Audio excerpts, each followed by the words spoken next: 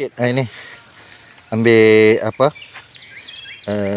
dapat nak ambil kayu untuk nak buat palang pagar tu.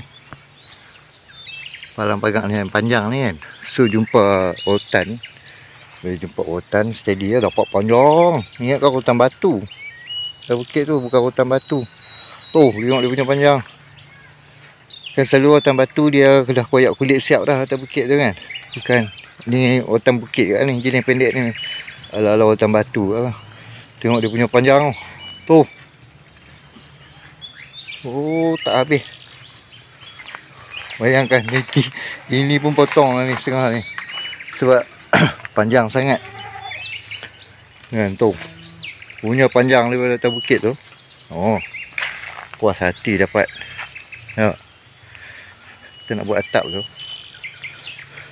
So pakai rotan senang, dia lurus elok. Nanti kita boleh. Ni rotan batu ni, selalu ni. Tapi kalau rotan batu dia kecil tau. Dia dah koyak kulit siap dah kalau rotan batu. Tapi atas bukit lah, kena bukit yang betul-betul bukit lah.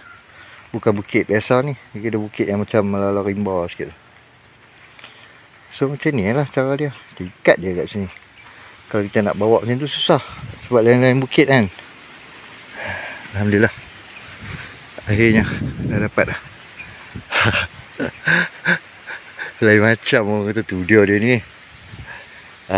Tak kisahlah. Motor kita nak guna untuk buat kerja kan.